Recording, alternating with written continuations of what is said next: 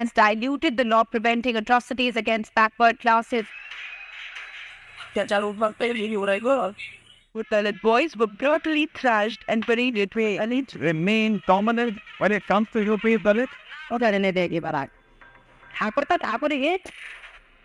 घृणित करना और अपमानित करना इसे निजामपुर में जीने का एक ढंग बन गया है। उन्हें देश की लगभग 20 से 25% आबादी ऐसी कम्युनिटी बीजेपी के आखिर खिलाफ क्यों हुई? जब 2014 के इलेक्शन हुए थे तो बीजेपी शेड्यूल कास्ट ने फुल सपोर्ट किया था, उसमें दलित से लोअर कास्ट के बहुत सारे लोग थे। लेकिन 2014 के बाद ऐसा अचानक क्या हुआ जो इस बीजेपी पार्टी के वो अगेंस्ट वर्क करने लगे? आखिर कई सारे लीडर्स हैं, उनकी डिमांड क्या है, वो क्या चाहते हैं किसी भी सरकार से, क्या पार्टी से? इसको एक रियल न्यूज एनालिसिस की तरह देखते हैं। इस वीडियो को बनाने से पहले हमने काफ़ी सर्च किया है, डिटेल एनालिसिस, जिसमें कुछ उभरती हुई दलित लीडर की आवाज़ों को भी कई बार सुना गया है। तो इसलिए इस वीडियो को लास्ट तक तो बहुत सारे दलित लीडर्सों का ऐसा मानना है कि 2014 में जब नरेंद्र मोदी पार्टी में आने की सत्ता में आने की बात किया करते थे तो वो निचली जो शेड्यूल कास्ट के लोग हैं, लोअर कास्ट के ऑपरेशन किया गया है, जिनको दबाया गया है, उनके बारे में बोला करते थे और उनको एक तरह से हक सोसाइटी के अंदर दिलाने की मांग किया करते थे। बीजेपी ने कई सारी उन लोगों से प्रोमिसेस की थी उनको फुलफिल करने की, लेकिन जब 2014 में इनकी गवर्नमेंट बनी तो उनको ऐसा लगा कि कई सारे काम उनके अगेंस्ट में किए गए हैं। जैसे 2008 में छत्तीसगढ़ के अंदर बीजेपी की ही गवर्नमेंट थी, तो उन्होंने जो शेड्यूल SC और ST को जो रिजर्वेशन मिलता था वो 16% था वहाँ की नौकरियों के अंदर, लेकिन जब उन्हीं की सरकार ने उस 16% से घटा करके 12% रिजर्वेशन कर दिया, जिसकी वजह से उनको काफ़ी दुख हुआ। इन्हीं बीजेपी की गवर्नमेंट के अंदर सुप्रीम कोर्ट ने एक डिसीजन लिया जो 1989 का एक एक्ट था, SC ST prevention to atrocities एक एक्ट हुआ करता था, उसके अंदर अमेंडमेंट किया गया। आखिर ये बिल क्या था? इस बिल के अंदर कई सारे सेक्शंस थे जो IPC इंडियन पिनल कोड के तहत उनसे भी हट करके जो इसके अंदर इंक्लूड नहीं होती है, जैसे उनके अनटचेबिलिटी वाले कई सारी ऐसी प्रैक्टिस हमारी सोसाइटी के अंदर मौजूद थी जो दलितों को परेशान करती थी, उनको इस एक्ट के अंदर इंक्लूड किया गया था। और इसके तहत किसी भी पर्सन, ये नॉन दलित पर लागू होता था, जिसके किसी भी हमने दलित को गाली दी है या कोई भी ऐसा शब्द बोला है जैसे उसको लगा है, तो वो थाने में रिपोर्ट कर देता था। सिंपली FIR कराने पर उस व्यक्ति को 6 महीने से लेकर के 5 साल की सजा हो सकती थी। आखिर इसके अंदर सुप्रीम कोर्ट ने क्या किया? इसके अंदर कर दिया अमेंडमेंट। उन्होंने कहा कि आप फर्स्ट कोई भी दलित आदमी, शेड्यूल कास्ट का पीपल है, डायरेक्ट वहाँ जाएगा पुलिस थाने में और उसकी इंक्वायरी किए बिना सामने वाले दूसरे व्यक्ति को जिसके ऊपर आरोप लगाए हुए हैं, जब तक उसको पुलिस अरेस्ट नहीं कर सकती और उसको कोर्ट से एंटीसिपेटरी बेल भी मिल सकती है। सुप्रीम कोर्ट ने इसके अंदर अमेंडमेंट करके ये कर दिया, जब तक पुलिस थाने के अंदर जो पुलिस का हेड इंचार्ज है डिस्ट्रिक्ट के अंदर, वो जब तक जांच नहीं कर सकता उस आदमी को पुलिस अरेस्ट नहीं कर सकती और उसको कोर्ट से एंटीसिपेटरी बेल भी मिल जाएगी। इसके खिलाफ ऑल ओवर इंडिया में दलित लोगों ने और लोअर कास्ट के लोगों ने काफ़ी विरोध किया इसका और कई सारे प्रोटेस्ट भी हुए। इवन इसके अंदर कई सारे लोगों की जानें भी गई।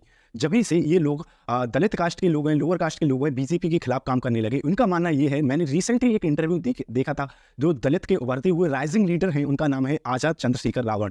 उनके इंटरव्यू के अंदर वो बता रहे थे कि किस प्रकार से बीजेपी पार्टी को जो अपर कास्ट के लोग हैं वो डोमिनेट करते हैं। इनके अंदर लीडर तो एक, जैसे लीडर को तो लोअर कास्ट से उठा लिया जाता है, लेकिन वो एक तरह से पपेट की तरह काम करता है और पूरी पार्टी की स्ट्रेटेजी के तहत उनको काम करना पड़ता है। इसलिए कोई भी पार्टी मूवमेंट को, कोई भी पार्टी हो, जब तक उसको एक नीचे जात वाले लोग डोमिनेट नहीं करेंगे, इंडिपेंडेंट लोअर कास्ट के लोग पॉलिटिक्स में ऊंचे पदों पर जब तक नहीं पहुंचेंगे, जब तक हमारे देश के अंदर कोई चेंजेस नहीं हो सकता। उन्होंने पत्रकार ने जब पूछा कि रामनाथ कोविंद को बीजेपी में भारतीय जनता पार्टी की जो अलायंस है NDA उसकी डोमिनेंट होती है, तो उन्होंने उनको राष्ट्रपति बनाया था। लेकिन उन्होंने कहा कि कई सारे अपने देश के अंदर ऐसे केसेस भी हुए थे जिनके अंदर रामनाथ कोविंद बिल्कुल चुप रहे, जिसमें दलितों को यातना देना हो गया हो और कई सारे ऐसे केसेस भी आए थे। हाथरस की जो लोअर कास्ट की लड़की थी उसका गैंगरेप हुआ हो, उसमें उनके चुप्पी नहीं तोड़ी थी। और एक बार रामनाथ कोविंद जी अजमेर के पुष्कर मंदिर के अंदर भी उनको एंट्री नहीं दी गई थी राष्ट्रपति होने के बावजूद भी।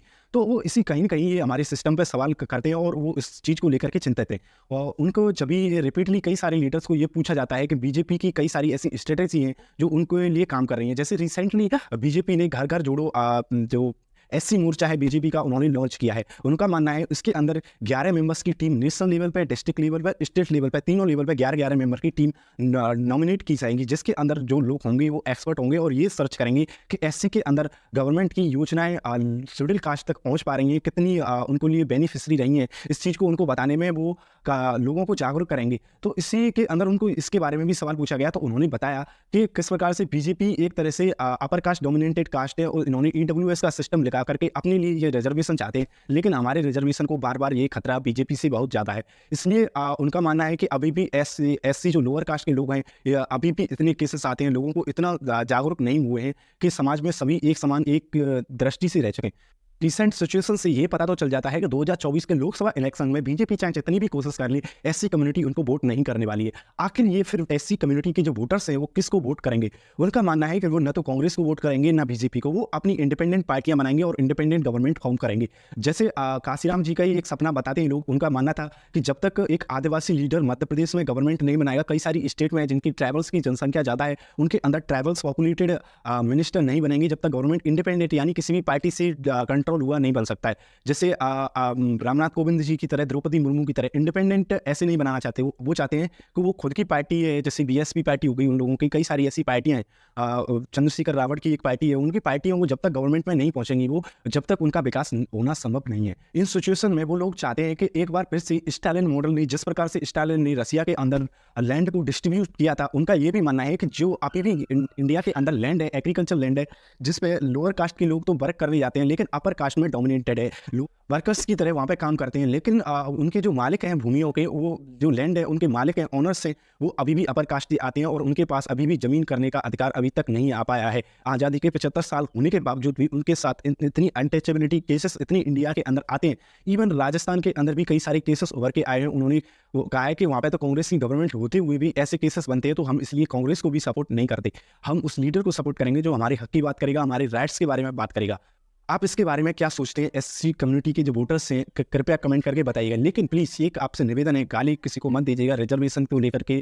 मैं देखता हूँ सोशल मीडिया पर इतने सारे इश्यूज बने होते हैं, एक दूसरे की कम्युनिटी को टारगेट करने लग जाते हैं। आप तर्क दीजिए, हम भी कमेंट पढ़ेंगे तो अच्छा लगेगा। जय हिंद, मिलते हैं नेक्स्ट वीडियो में।